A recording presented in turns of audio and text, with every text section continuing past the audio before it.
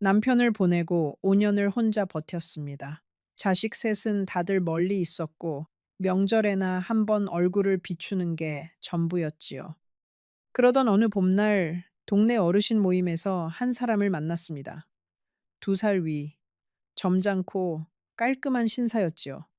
그 사람이 제게 말했습니다. 남은 시간이라도 함께 보내고 싶습니다. 저는 그 한마디에 마음이 흔들렸고 결국 70살의 나이에 다시 결혼 반지를 끼웠습니다. 그런데 정확히 3개월 뒤 저는 그 집의 안방 바닥에 주저앉아 한밤중에 입을 틀어막고 소리 죽여 울고 있었습니다. 저는 순자이라고 합니다. 올해 73이 되었지요. 오늘 여러분께 들려드릴 이야기는 제가 3년 전에 직접 겪은 일입니다. 어떤 날은 잊고 살다가도 또 어떤 날은 새벽에 눈을 뜨면 그 집 안방 천장의 무늬가 그대로 떠올라 한참을 다시 잠들지 못하는 그런 이야기입니다. 저는 강원도 작은 읍에서 태어났습니다. 첫 남편은 동네 우체국에서 평생을 일한 성실한 사람이었지요. 사남매를 키우는 동안 저희 부부는 큰 다툼 한 번 없이 살았습니다. 그이가 갑작스럽게 떠난 건 제가 65이 되던 해 겨울이었지요. 그날 아침까지도 저와 마주 앉아 김치찌개에 밥을 비벼 먹던 사람이 오후에 갑자기 쓰러져 그대로 가버렸습니다. 저는 그 식탁의 빈자리를 5년 동안 매일 마주보며 살았습니다. 자식들은 제 갈 길을 떠난 지 오래였습니다. 큰아들은 미국에서 자리를 잡았고 큰딸은 광주로 시집을 갔으며 막내 아들은 사업한다고 부산에 내려가 살았지요. 저는 강원도 그 작은 집에 혼자 남았습니다. 처음 1년은 정말 견디기 힘들었습니다. 두 번째 해부터는 어떻게든 사라지더군요. 세 번째 해에는 동네 복지관에 나가 봉사를 시작했고, 네 번째 해에는 한문 수업도 듣게 되었습니다. 잠시 후 제가 어떻게 그 사람을 만났고 왜 3개월 만에 그 집의 안방 바닥에 무너져 앉게 되었는지, 그리고 그 안에서 제가 무엇을 보았는지 천천히 다 말씀드리겠습니다. 혹시 여러분 중에도 늙음하게 외로움을 견뎌본 분이 계신다면 댓글로 살짝 그 마음 한 자락 남겨주세요. 저는 그 마음을 누구보다 잘 알고 있으니까요. 그리고 이런 우리들의 이야기가 계속 이어지길 바라신다면 채널 구독도 한번 살짝 눌러주시면 큰 힘이 됩니다. 그 사람을 처음 만난 건 동네 노인복지관의 봄나들이 행사에서였습니다. 인근 산으로 진달래를 보러 가는 일정이었지요. 다론 버스 안에서 우연히 제 옆자리에 앉은 사람이 있었는데 그게 바로 그 사람이었습니다. 이름은 김재영, 72살. 서울에서 평생을 살다가 부인을 보내고 강원도로 내려와 혼자 살고 있다고 했습니다. 자식은 아들 둘에 딸 하나, 모두 서울에서 자리를 잡고 산다고요. 그 사람은 처음부터 점잖았습니다.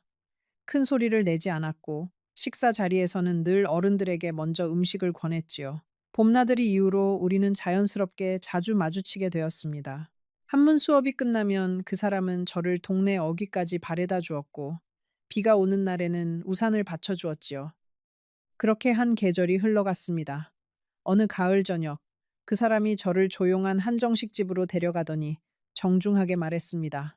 남은 시간이라도 함께 보내고 싶습니다. 우리 같이 살지 않으시겠습니까?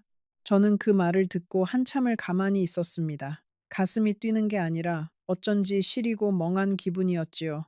그 자리에서는 답을 하지 못하고 집에 돌아왔습니다.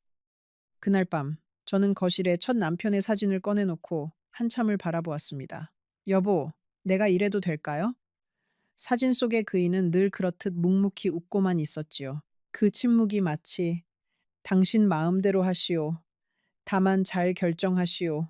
라고 말하는 것 같았습니다. 저는 자식들에게 먼저 이야기를 했습니다. 큰아들은 미국에서 영상통화로 듣더니 한참 침묵하다가 말했습니다. 엄마, 그 나이에 무슨 결혼이에요.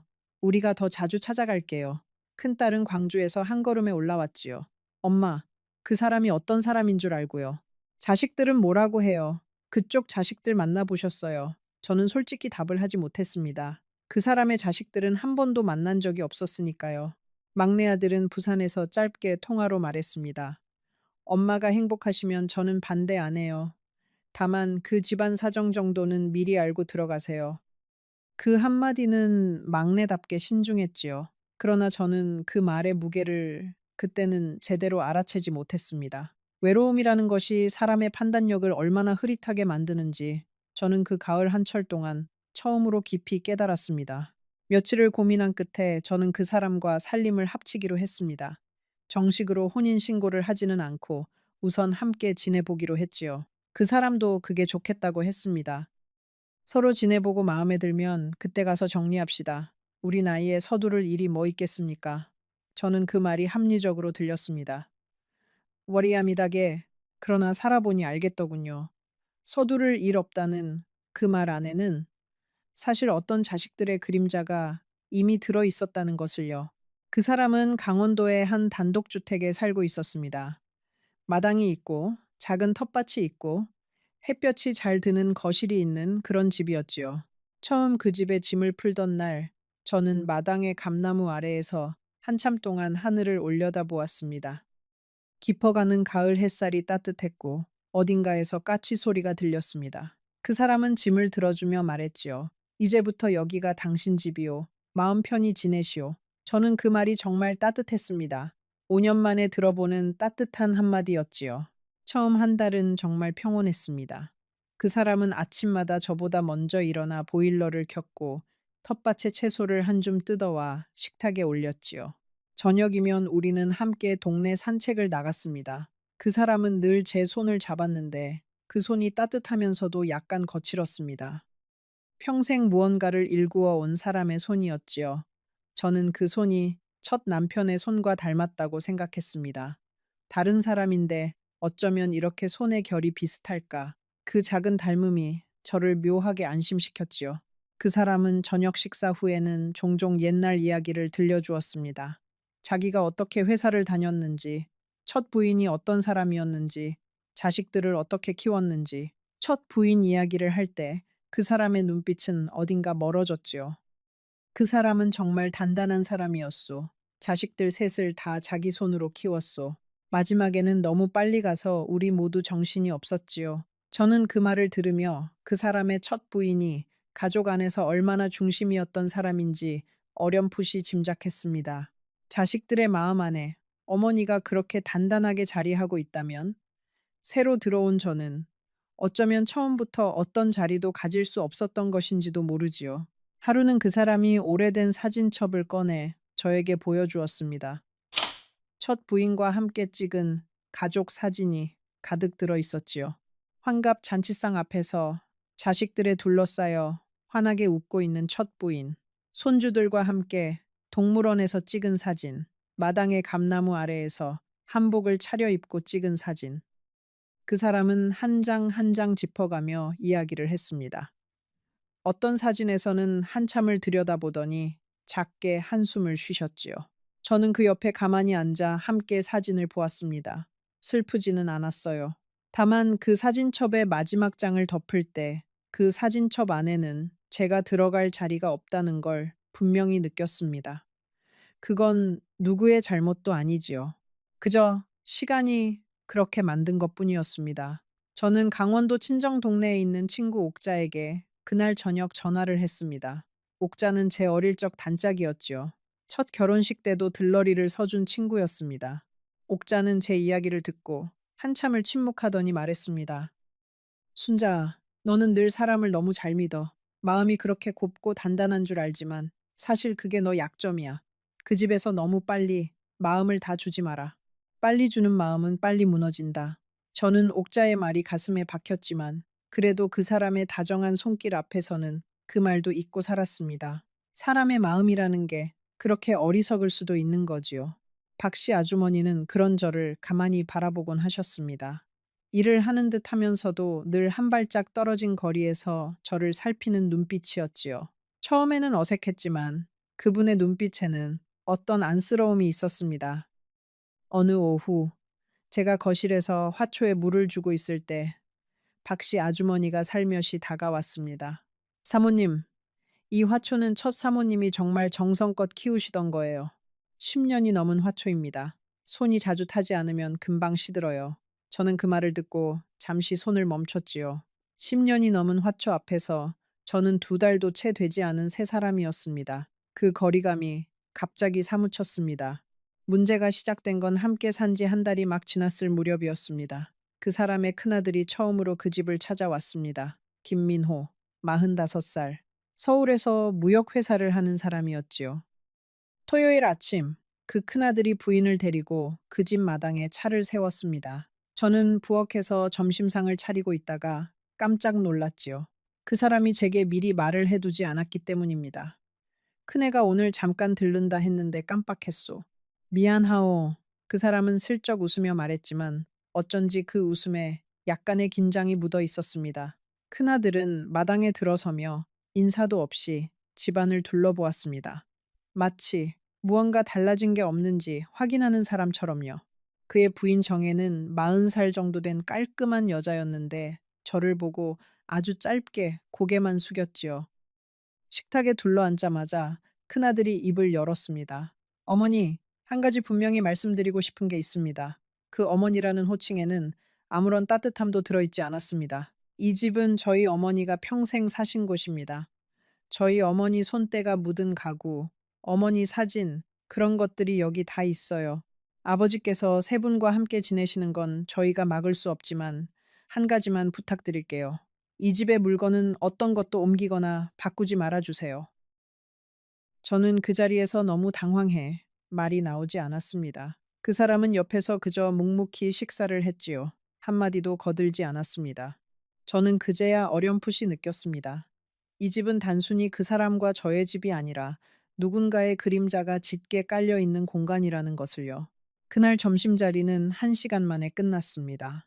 큰아들 부부는 식사를 마치자마자 거실로 가더니 이곳저곳을 살피며 사진을 몇 장 찍었습니다. 정혜는 안방에 들어가 옷장 문을 열어보기도 했지요. 저는 부엌에서 그 모습을 가만히 지켜보았습니다. 그러더니 정혜가 거실로 나오며 큰아들에게 작은 목소리로 말했습니다. 여보, 어머님 자개장이 그대로 있어. 다행이다. 저는 그 말이 마음에 박혔습니다. 그 자개장은 그 사람의 첫 부인이 평생 쓰던 옷장이었지요. 저는 그 자개장에 제 옷을 한 벌도 넣어두지 않았습니다. 처음부터 그 옷장의 결이 어쩐지 낯설어서 저는 거실 한쪽에 있는 작은 행거 하나에 옷을 걸어두고 살았거든요. 큰아들 부부가 떠난 뒤 거실 한쪽 소파에 앉아 저는 한참 동안 멍해 있었습니다. 그 사람은 안방으로 들어가 잠시 누워 있었지요. 박씨 아주머니가 식탁의 그릇을 정리하며 슬며시 제게 다가와 말씀하셨습니다. 사모님, 큰아드님이 원래 좀 차가우신 분이세요.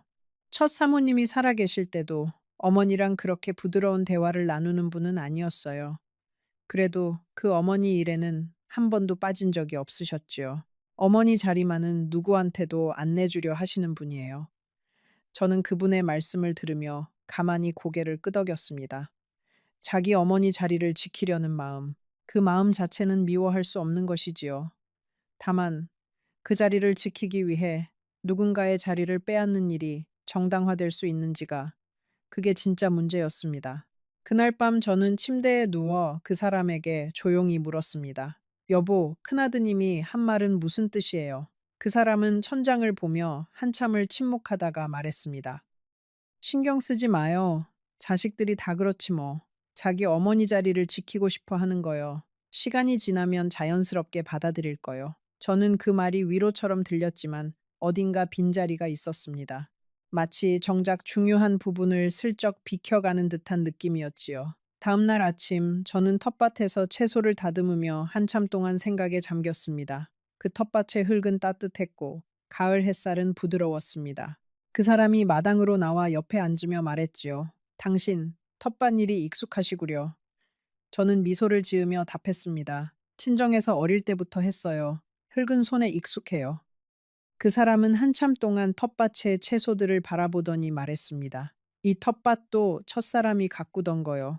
그 사람 가고 나서 한참 동안 풀밭이 됐었지. 당신이 다시 살려줘서 고맙소. 저는 그 말에 가만히 고개를 숙였습니다. 텃밭도 마당도 안방의 자개장도 거실의 화분도 모두 그 사람의 첫 부인이 남긴 자리였지요. 저는 그 자리들을 잠시 데우는 사람이었던 겁니다. 그러나 데워진 자리도 결국은 원래 주인의 것이지 잠시 데워준 사람의 것은 아니었지요. 며칠 뒤, 저는 그 집의 도우미 아주머니로부터 충격적인 이야기를 들었습니다. 박 씨 아주머니라는 분이었는데 그 집에서 10년 가까이 일을 해오신 분이었습니다. 어느 오후 그 사람이 친구 모임에 나간 사이 저는 거실에서 차를 마시고 있었습니다. 박 씨 아주머니가 빨래를 개키며 조심스럽게 말씀하셨지요. 사모님, 제가 한 가지만 여쭤봐도 될까요? 저는 고개를 끄덕였습니다. 혹시 사장님이 정식 혼인신고는 안 하셨다고 하시던가요? 저는 잠시 멈칫했습니다. 네. 우선은 같이 지내보고 결정하기로 했어요. 박 씨 아주머니는 잠시 입술을 깨물더니 말했습니다. 사모님, 제가 이런 말씀 드려도 될지 모르겠지만 사장님은 처음부터 혼인신고는 안 하실 생각이세요. 큰아드님이 작년부터 그 부분을 단단히 단속해 두셨거든요. 큰 며느님도 정기적으로 와서 집안 살림 일일이 다 확인하고 가세요. 저는 가슴이 철렁 내려앉았지요. 저는 그 말을 듣고도 그 자리에서 화를 내지 못했습니다. 박 씨 아주머니는 저를 위해 큰 용기를 내신 거였으니까요. 저는 그저 고개를 끄덕이고 말았습니다. 그날 밤, 그 사람이 돌아와 함께 저녁상에 앉았을 때 저는 평소처럼 김치찌개를 한 그릇 떠드렸지요.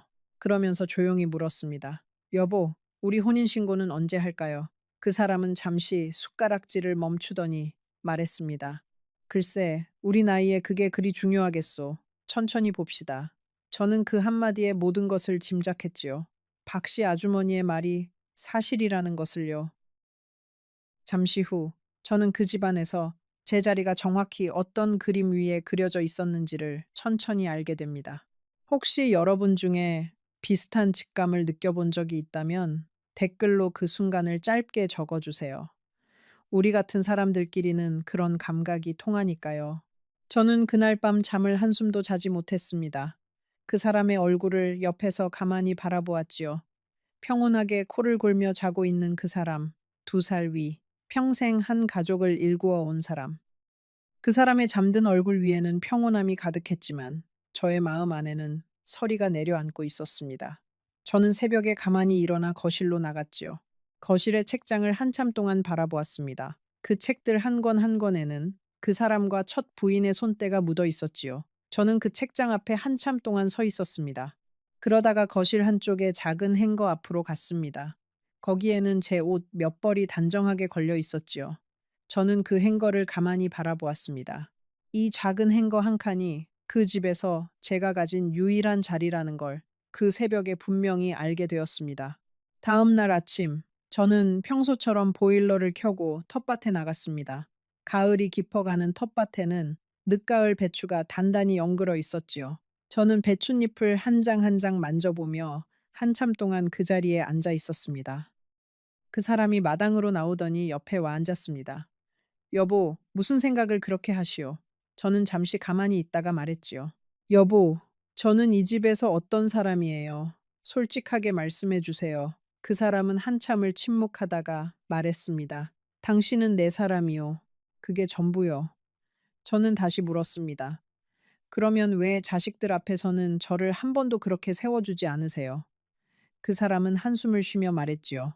자식들이 아직 자기 어머니를 보낸 게 마음에서 정리가 안 됐소. 시간이 좀 더 필요하오. 당신이 이해해 주오. 저는 그 한마디에 또 한 번 작아졌습니다. 자식들의 시간이 흐를 때까지 저는 이 집에서 계속 작아지고 있어야 하는 사람이었지요. 그날 점심에 박 씨 아주머니가 부엌에서 함께 점심을 차리던 중 조용히 말씀하셨습니다. 사모님, 식사 거르지 마세요. 사모님까지 무너지시면 사장님 저녁상은 누가 차리겠어요? 저는 잠시 손을 멈췄지요. 그러더니 박 씨 아주머니가 다시 말씀하셨지요. 저는 10년을 이 집에서 일했어요. 첫 사모님 돌아가시기 전까지 옆에서 모든 걸 다 봤어요. 그래서 이 집안 사정은 제가 누구보다 잘 압니다. 사모님은 좋은 분이세요. 너무 좋아서 이 집안에서 어떻게 버틸지 그게 걱정이에요. 사장님은 마음은 따뜻하셔도 자식들 앞에서는 한없이 약한 분이세요. 그게 이 집의 진짜 사정이지요. 저는 그 말을 듣고 박 씨 아주머니의 손을 잡았습니다. 고맙습니다. 그 한마디가 정말 큰 위로가 되네요. 그분의 눈가에도 잠시 물기가 비쳤습니다. 같은 여자로서 그 집안의 모든 그림자를 함께 보아온 사람으로서 그분은 저를 위로하고 계셨던 거지요. 그 다음 주부터 큰 며느리 정혜가 정기적으로 그 집을 드나들기 시작했습니다. 명목은 아버님 살림 챙기기였지요. 그러나 그녀는 들어올 때마다 거실 구석구석을 살피는 버릇이 있었습니다. 마치 무언가 사라진 게 없는지 확인하는 사람처럼요. 첫 부인이 쓰던 도자기, 첫 부인이 모은 책들, 첫 부인이 키우던 화분들, 정혜는 그 하나하나를 살피며 사진을 찍어 두었지요. 한 번은 그녀가 거실 책장 앞에서 한참을 서 있더니 저를 향해 말했습니다. 어머님, 여기 있는 책들 손대지 말아주세요. 이거 어머니 유품이에요. 저는 미소를 지으며 답했지요. 걱정 마세요. 저는 책에 손도 안 대요. 정혜는 부엌에도 들어와 냉장고 문을 열어보았습니다. 어머님, 반찬통은 어머님이 따로 가져오신 거 쓰세요. 여기 있는 통은 어머니가 쓰시던 거라서요. 저는 잠시 손이 멈췄습니다.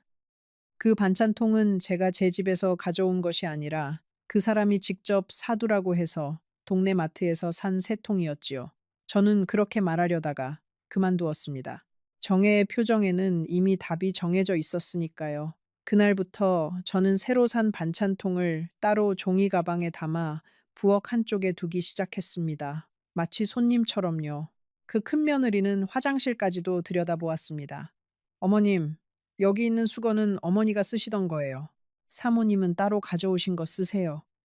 저는 그 말에 고개를 끄덕였습니다. 그날 저는 동네 마트에 나가 수건 5장을 사왔지요. 그 수건들을 따로 욕실 한쪽에 걸어두었습니다. 그러자 그 집의 욕실에는 두 종류의 수건이 걸리게 되었지요. 하나는 첫 부인의 수건, 또 하나는 제 수건. 저는 그 두 줄의 수건을 보며 어쩐지 가슴이 찌릿했습니다. 두 사람의 흔적이 한 욕실 안에서 나란히 걸려 있다는 게 이상하게도 슬프게 느껴졌거든요. 밤이 되어 저는 욕실에 들어가 세수를 했습니다. 거울 앞에서 제 얼굴을 한참 동안 바라보았지요. 이른의 얼굴이 그 거울 안에 있었습니다.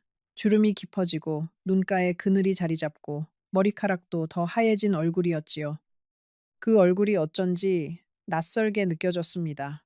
강원도 작은 집에서 5년을 혼자 버틴 그 얼굴은 분명 단단한 얼굴이었지요.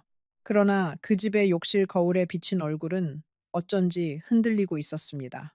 사람의 얼굴은 자기가 머무는 자리에 따라 변한다는 걸 그날 처음으로 알게 되었지요. 저는 새로 산 수건으로 얼굴을 닦으면서 작게 한숨을 쉬었습니다. 그 한숨이 거울 앞에서 잠시 안개처럼 피어올랐지요.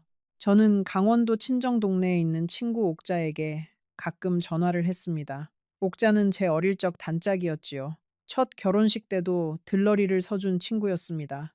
옥자는 제 이야기를 듣고 한참을 침묵하더니 말했습니다. 순자, 그 집은 너 자리가 아니야. 너는 그 집에 들어간 게 아니라 그 집에 손님으로 들어간 거야. 손님은 언제든 떠날 준비를 해둬야 해. 짐 너무 많이 풀지 마라. 저는 옥자의 말이 가슴에 박혔지만 그래도 그 사람의 다정한 손길 앞에서는 그 말도 잊고 살았습니다. 사람의 마음이라는 게 그렇게 어리석을 수도 있는 거지요. 옥자는 그 통화 끝에 한 가지를 더 물었습니다. 순자, 너 그 집에서 잠 잘 잘 수 있어. 밥은 잘 넘어가니. 거실에서 마음 편히 텔레비전 한번 본 적 있어. 저는 그 질문에 답을 하지 못했습니다. 사실은 그 집에 들어간 첫 주를 빼고는 잠도 깊이 자지 못했고 밥도 제대로 넘어가지 않았으며 거실의 소파에는 한 번도 편히 누워본 적이 없었지요. 옥자는 부드럽게 말했습니다. 잘 수 없고 못 넘기고 마음 편한 적 한 번 없으면 그 집은 너 자리가 아니야. 사람이 어디서 살아야 하는지는 그 사람 몸이 먼저 알아. 저는 전화를 끊고 한참을 가만히 앉아 있었습니다. 옥자의 말이 가슴 깊은 곳에 박혔지요. 그날부터 저는 그 집의 여러 곳을 새로운 눈으로 다시 살피기 시작했습니다. 그러다가 정혜가 어느 오후 안방 화장대 서랍을 열어보고 있는 모습을 우연히 발견했습니다. 저는 마트에 다녀와 부엌 입구에서 그 모습을 보았지요. 정혜는 제가 들어온 줄도 모르고 서랍 안의 물건들을 하나하나 들어보고 있었습니다. 저는 잠시 그 자리에 멈춰 섰습니다. 그러다가 조용히 안방문 앞으로 다가갔지요. 며느님, 무얼 찾으세요? 정혜는 깜짝 놀라 돌아보았지만 곧 자연스럽게 미소를 지으며 말했습니다. 아, 어머님, 어머니가 쓰시던 작은 옥반지가 어디 있는지 안 보여서요. 아버님이 잘 챙기고 계시는 줄 알았는데. 저는 그 말에 천천히 답했습니다. 옥반지는 제가 본 적이 없어요. 그건 며느님 시아버님께 직접 여쭤보세요. 정혜의 눈빛이 살짝 흔들렸지요. 그러더니 그녀는 화장대 서랍을 그대로 닫고는 말했습니다. 어머님, 솔직히 말씀드릴게요. 어머니가 쓰시던 귀중품들이 몇 가지 있어요. 저희 형제들이 나중에 다 정리해야 할 것들이라서 미리 어디에 있는지 봐두려고 하는 거예요. 어머님께서 쓰시거나 옮기시면 좀 곤란해요. 저는 그 말에 잠시 어이가 없었지만 차분하게 말했습니다. 며느님, 저는 이 집에서 어떤 것도 제 것이라고 생각하지 않아요. 안심하세요. 그러자 정혜는 짧게 웃으며 말했습니다. J, J, J, J, J, J, J, J, J, J, J, 정, J, J, J, J, J, 허른, J, J, J, J, J, J, J, J, 정, J, 허른, J, J, 정, J, J. 그 마음이면 됐어요, 어머님. 정혜가 떠난 뒤 저는 안방 침대에 한참을 앉아 있었습니다. 화장대 서랍을 가만히 열어보았지요. 그 안에는 첫 부인이 쓰던 작은 화장품통, 빛 하나, 그리고 빛이 바랜 사진 한 장이 있었습니다. 사진 속에는 그 사람과 첫 부인이 젊은 시절 어느 바닷가에서 함께 찍은 모습이 있었지요. 두 사람 다 환하게 웃고 있었습니다. 그 사진을 보면서 저는 한참 동안 가만히 있었지요. 그리고 천천히 그 서랍을 닫았습니다. 그 안에 모든 것은 정혜의 말처럼 정말 다른 사람의 것이었습니다. 저는 그 어떤 것에도 손을 댈 생각이 없었지요. 다만 그 사진 한 장이 어쩐지 마음에 오래 남았습니다. 사람의 인생에는 그렇게 빛나던 한순간이 분명히 있다는 것, 그리고 그 한순간은 누구도 빼앗을 수 없는 그 사람만의 자리라는 것을 저는 그 사진 앞에서 새삼 느꼈거든요. 그날 저녁 저는 그 사람에게 그 일을 말했습니다. 그 사람은 한참 동안 천장을 보더니 한숨을 쉬며 말했지요.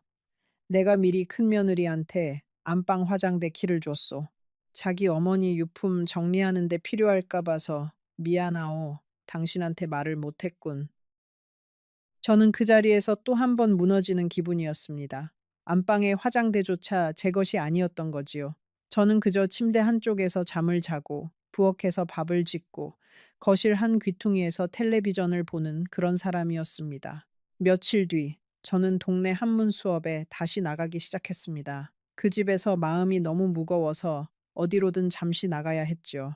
그러나 한문 수업의 분위기도 예전 같지 않았습니다. 봄에 그 사람과 처음 만났던 그 자리에 다시 앉아 있는 것이 어쩐지 어색했지요. 같은 수업을 듣는 분들 중 한 분이 차를 내어주시며 조심스럽게 말씀하셨습니다. 순자 씨, 김 선생님이랑 잘 지내시지요? 우리 동네에서 두 분 결혼 소식에 다들 놀랐어요. 그 댁이 워낙 큰 집안이라서요. 저는 그 한마디에 잠시 숨이 막혔습니다. 그 동네 사람들에게도 그 집은 큰 집안이었던 거죠. 그 큰 집안 안으로 제가 들어간다는 것이 무엇을 의미하는지 처음부터 누구나 짐작하고 있었던 겁니다. 다만 저만 그것을 몰랐을 뿐이지요. 수업이 끝나고 집으로 돌아오는 길, 저는 일부러 마을 어귀의 작은 정자에 잠시 앉아 있었습니다. 그곳에서는 그 사람의 집 마당이 멀리 보였지요. 마당의 감나무가 가을 햇살 속에서 반짝이고 있었습니다. 그 풍경은 정말 아름다웠지요. 그러나 그 아름다움이 더 이상 저의 것은 아니었습니다. 마당의 감나무도, 텃밭의 배추도, 거실의 책장도, 안방의 자개장도 모두 다른 사람의 것이었지요. 저는 그저 그 모든 것의 옆에 잠시 머물러 가는 사람이었던 겁니다. 그 자리에서 저는 처음으로 떠나는 일을 진지하게 생각하기 시작했습니다. 그 무렵 광주에 사는 큰딸한테서 다시 전화가 왔습니다. 큰딸은 처음부터 이 결혼을 받아들이지 못했던 자식이었지요. 엄마, 잘 지내세요? 그 댁 분위기는 어떠세요? 큰딸의 목소리는 처음부터 차가웠습니다. 저는 일부러 밝게 말했지요. 응, 잘 지내. 너희들은 잘 있고. 큰딸은 한참을 침묵하더니 말했습니다. 엄마, 솔직히 말씀해 주세요. 엄마 목소리가 평소랑 달라요. 엄마, 안 좋은 일 있는 거 알아요. 우리가 멀리 있어서 못 가서 미안해요. 그렇지만 엄마, 너무 참지 마세요. 엄마는 늘 자식들 걱정시킬까 봐 다 혼자 안고 가시는데 그러지 마세요. 저는 그 말에 가슴이 무너졌습니다. 큰딸의 그 한마디가 사실은 제가 한 달 동안 가장 듣고 싶었던 말이었지요. 누구도 제게 "엄마 힘드시지요?" 라고 묻지 않았으니까요. 저는 전화기를 들고 한참을 말하지 못했습니다. 큰딸도 제 침묵 안에 있는 답을 알아챈 것 같았지요. "엄마, 언제든 광주로 내려오세요. 우리 집에 방 비워둘게요. 손주들도 엄마 보고 싶어 해요." 저는 작게 답했습니다. "고마워, 우리 딸." 그러고 전화를 끊었습니다. 자식들이 반대했던 결혼이었습니다. 자식들이 옳았다는 걸 인정하는 것이 얼마나 어려운 일인지 그날 저는 깊이 깨달았습니다. 그러나 동시에 자식들이 옳았다는 걸 인정하는 일이 부끄러운 것만은 아니라는 것도요. 사람의 결정이라는 게 다 옳을 수만은 없으니까요.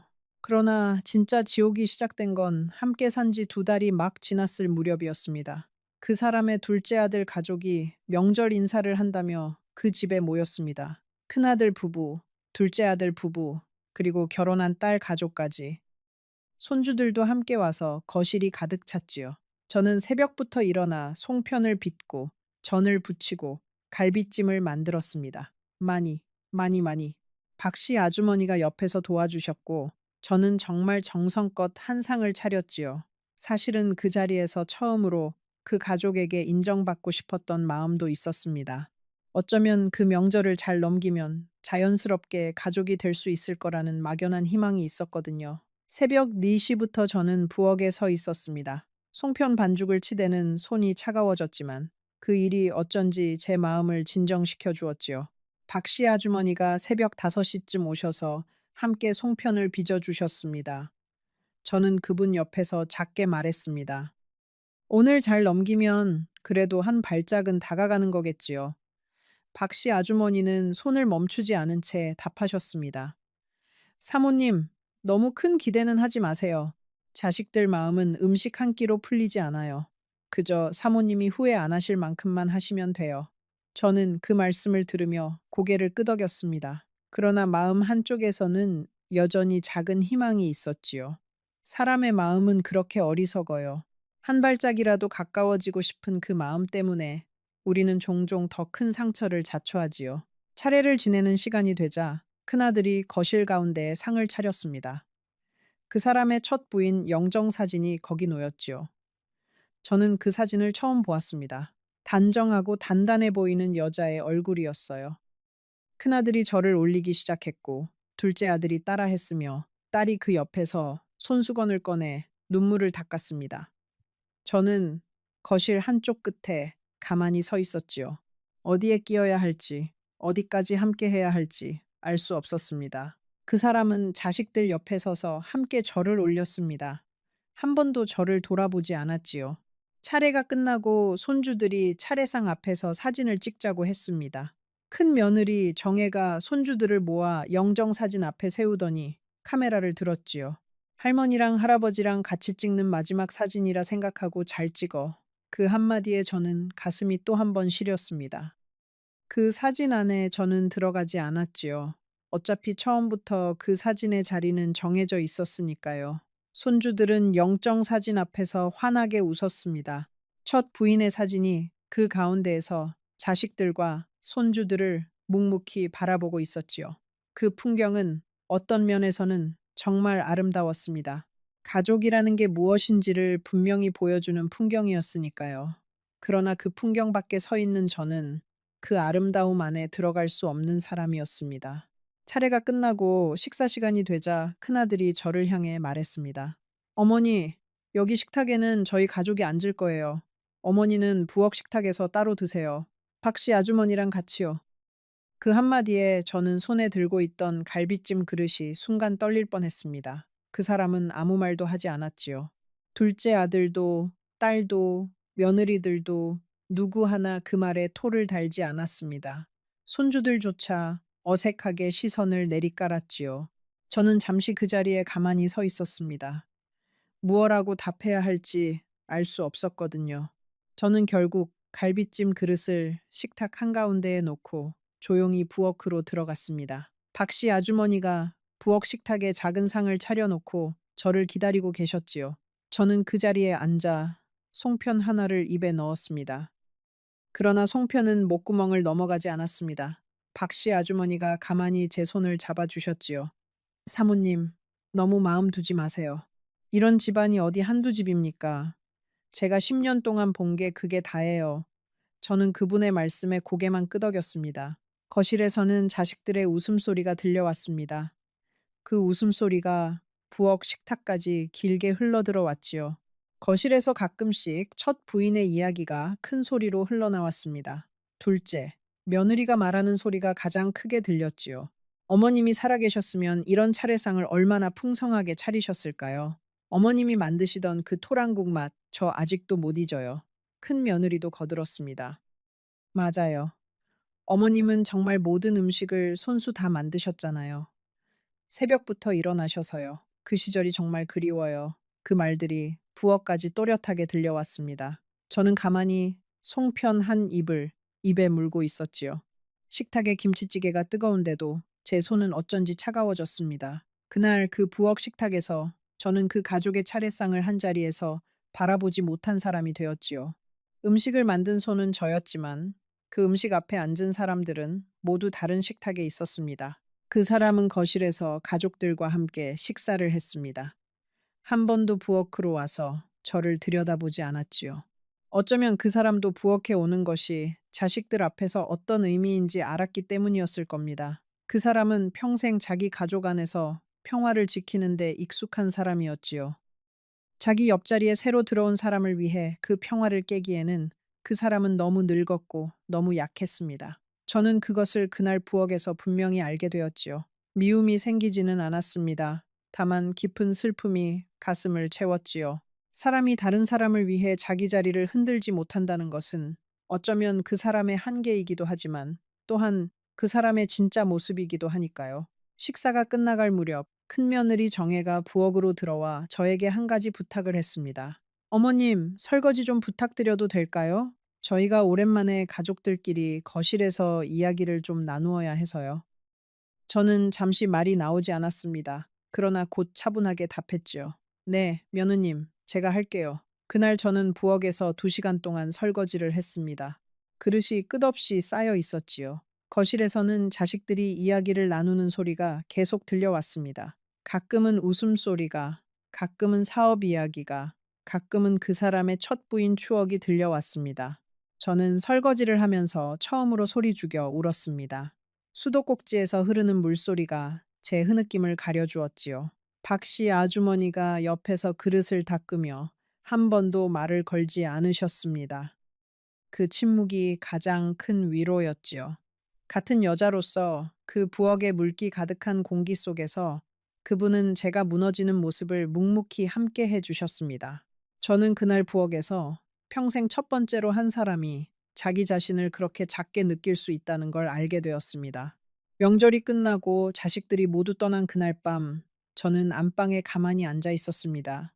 그 사람은 저녁약을 먹고 일찍 잠이 들었지요. 저는 안방 바닥에 주저앉아 그날 처음으로 입을 틀어막고 소리 죽여 한참을 울었습니다. 첫 남편이 살아있다면 어떤 표정을 지을까? 우리 좁은 집 부엌에서 함께 끓여 먹던 김치찌개가 그 단출한 식탁이 갑자기 사무치게 그리웠습니다. 다음 날 아침, 저는 광주에 사는 큰딸에게 전화를 했습니다. 딸아, 엄마 잠깐 너희 집에 다녀와도 될까? 큰딸은 잠시 침묵하더니 말했지요. 엄마 무슨 일 있으세요? 목소리가 이상해요. 저는 차분하게 답했습니다. 잠깐 바람 좀 쐬고 싶어서 며칠만. 큰딸은 한참을 가만히 있다가 말했습니다. 엄마, 언제든지 오세요. 우리 집에 방 비워 둘게요. 손주들도 할머니 보고 싶어 해요. 저는 그 한마디에 다시 가슴이 무너졌지요. 외로움이라는 것이 채워지는 자리가 사실은 처음부터 자식들의 마음 안에 있었다는 걸 그제야 알았습니다. 저는 짐을 미리 챙기지는 않았습니다. 그저 옷 두어 벌과 첫 남편의 사진, 그리고 작은 통장 하나만 작은 가방에 담아두었지요. 그러고는 그 사람과 평소처럼 지냈습니다. 매일 새벽에 일어나 보일러를 켜고 텃밭에 채소를 한 줌 뜯어와 식탁을 차리고 저녁이면 함께 산책을 나갔지요. 그러나 마음 안쪽에는 천천히 떠날 준비가 되어가고 있었습니다. 사람이 무언가를 결정한 순간에는 의외로 마음이 고요해진다는 걸 그때 알았습니다. 그 사이 큰 며느리 정혜는 그 집을 더 자주 드나들었습니다. 한 번은 거실 한쪽에 있던 작은 행거에 걸린 제 옷들을 보고 정혜가 말했습니다. 어머님, 이 행거는 좀 그렇지 않아요. 거실 분위기랑 안 맞아서요. 안방 자개장에 한 칸 비워드릴 테니까 거기에 옮기시는 게 어떠세요? 저는 차분하게 답했습니다. 괜찮아요, 며느님. 저는 이 행거가 편해요. 정혜는 잠시 저를 보더니 더 이상 말을 하지 않았습니다. 그러나 그날부터 정혜가 저를 보는 눈빛에는 어떤 짜증이 묻어났지요. 그 자개장이라는 한 칸의 옷장이 제게 어떤 의미인지 그녀는 정말 모르는 것 같았습니다. 아니, 어쩌면 알면서도 일부러 모르는 척하고 있었는지도 모르지요. 며칠 뒤 둘째 아들과 딸까지 합세해 그 집의 마당에서 작은 가족 모임이 있었습니다. 명절은 아니었지만 그 사람의 생신을 앞두고 미리 모인 거지요. 그 사람은 73 생신을 앞두고 있었습니다. 마당에는 자식들과 손주들이 가득했습니다. 저는 부엌에서 음식을 만들어 마당의 평상에 올리는 역할을 했지요. 마당에서 누군가가 사진을 찍자며 가족 모두를 모았습니다. 저는 음식을 들고 마당으로 나가는 길에 그 광경을 보았지요. 큰아들이 아버지 옆에 서고, 둘째 아들이 그 반대편에 서고, 딸이 아버지 어깨 옆에 손을 얹었습니다. 손주들은 앞쪽에 줄지어 섰지요. 저는 잠시 그 자리에 멈춰 섰습니다. 그러자 큰아들이 저를 보고 말했지요.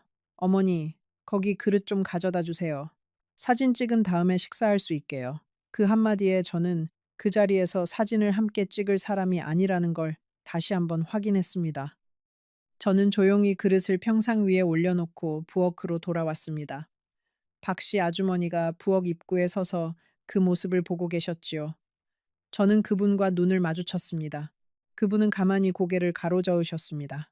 마치 이제 그만하실 때가 됐어요 라고 말하는 것 같았지요. 그날 밤 자식들이 모두 떠난 뒤 저는 안방에 누워 천장을 바라보았습니다. 그 사람은 옆에서 이미 잠이 들었지요. 코를 골며 평온하게 자고 있는 그 사람을 한참 보았습니다. 저는 그 사람을 미워할 수가 없었습니다. 그 사람도 어떤 면에서는 그 가족의 가장 외로운 사람이었으니까요. 자식들 사이에서 자기 자리를 찾지 못하고 첫 부인의 그림자 안에 갇혀 살면서 새로운 사람을 들였지만 그 사람을 자식들 앞에서 한 번도 제대로 세워주지 못한 사람. 그러나 저는 또한 그 집에서 매일매일 깎여 나가고 있었지요.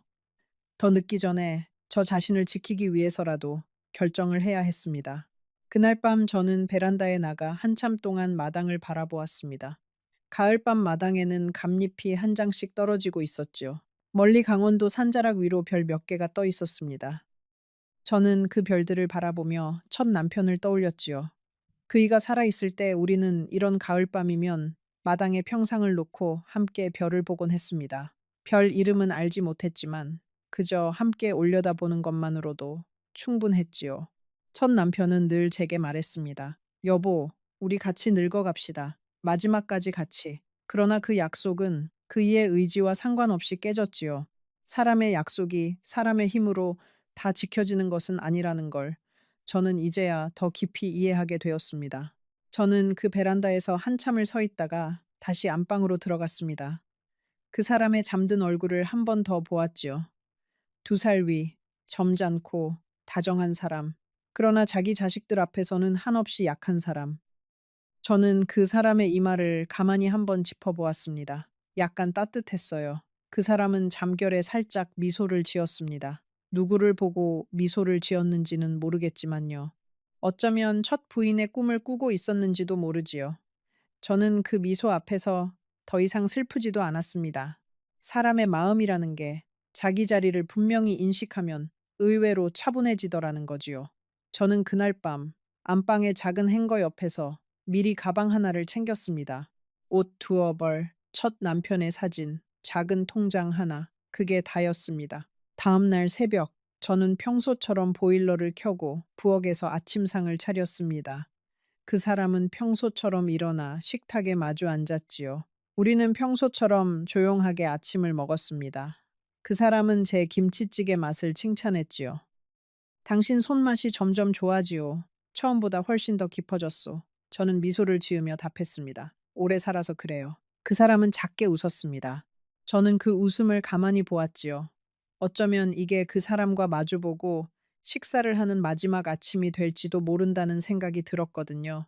사람의 인생에는 그런 마지막이 자주 찾아옵니다. 다만 그것이 마지막인 줄 모르고 지나가는 일이 많을 뿐이지요. 다음 날 아침 저는 그 사람에게 차분하게 말했습니다.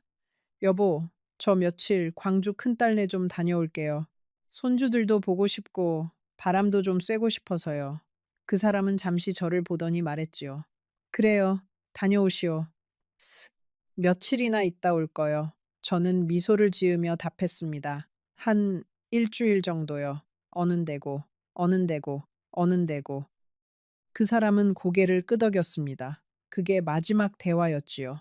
저는 그날 오전에 작은 가방을 들고 그 집을 나왔습니다. 마당의 감나무에 첫 서리가 내려앉아 있었지요. 이 저는 잠시 그 감나무 아래에 서서 하늘을 올려다보았습니다. 처음 그 집에 짐을 풀던 날과 같은 자리, 같은 하늘이었지만 모든 게 달라져 있었습니다. 저는 광주로 내려가는 기차 안에서 한 번도 울지 않았습니다. 창밖으로 풍경이 천천히 흘러갔지요. 가을이 깊어가는 들판이 온통 노란빛이었습니다. 저는 그 풍경을 가만히 바라보며 마음 한쪽이 천천히 비워지는 걸 느꼈습니다. 광주역에 도착하자 큰딸이 마중을 나와 있었습니다. 저를 보더니 큰딸은 한 걸음에 다가와 말없이 안아주었지요. 그 자리에서 저는 처음으로 큰 소리로 울었습니다. 큰딸의 어깨에 얼굴을 묻고요. 큰딸도 함께 울었지요. 광주역의 사람들이 저를 잠시 쳐다보았지만 저는 더 이상 부끄럽지 않았습니다. 큰딸의 집은 그리 크지 않았지만 따뜻했습니다.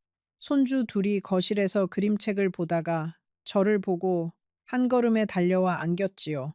할머니, 보고 싶었어요. 큰딸의 사위는 저녁 식사를 차려놓고 기다리고 있었습니다. 따뜻한 김치찌개, 노릇하게 부친 두부, 갓 무친 시금치 나물. 그 식탁을 보는 순간 저는 또 한 번 가슴이 뜨거워졌습니다. 그 두 달 동안 저는 그 큰 집의 부엌에서 정말 많은 음식을 만들었지만 그 어떤 식탁에서도 마음 편히 한 끼를 먹어본 적이 없었지요. 사람이 마음 편히 먹는 한 끼 식사가 얼마나 큰 위로인지 저는 광주의 그 작은 식탁에서 다시 깨달았습니다. 음식의 격이 아니라 함께 앉아 있는 사람들의 마음이 식탁의 진짜 풍성함을 결정하는 거지요. 큰딸의 집에서 일주일을 지내는 동안 저는 그 사람에게 여러 번 전화를 걸었습니다. 그 사람은 처음 사흘은 잘 다녀오라고 했지요. 나흘째부터는 언제 돌아오느냐고 물었습니다. 닷새째 되는 날, 저는 그 사람에게 솔직하게 말했습니다. 여보, 저 안 돌아갈 것 같아요. 그 사람은 한참을 침묵하더니 말했지요. 그게 무슨 말이오? 우리가 아직 함께 지내보기로 한 시간이 끝나지 않았어. 저는 차분하게 답했습니다. 여보, 저는 이미 지난 두 달 동안 그 집에서 답을 다 들었어요. 더 이상 그 집의 손님으로는 살 수 없어요. 그 사람은 한참을 가만히 있었지요. 그러더니 천천히 말했습니다. 당신이 결정한 거라면 나는 당신을 잡지 못하오. 다만 한 가지만 알아주시오. 나는 당신을 한 번도 손님으로 생각한 적이 없소. 다만 자식들이 그렇게 만든 거요. 저는 그 말이 어떤 면에서는 진심이었을 거라고 믿습니다. 그러나 진심이 있어도 그 진심을 지킬 힘이 없는 사람과는 함께 살 수 없다는 걸 저는 그제야 알았지요. 사람의 마음만으로는 부족합니다. 그 마음을 일상 안에서 지켜낼 수 있는 행동이 따라야 하는 거지요. 전화를 끊고 저는 큰딸의 집 거실에 한참을 앉아 있었습니다. 큰딸이 따뜻한 차 한 잔을 내어주었지요. 손주들이 거실에서 그림을 그리며 놀고 있었습니다.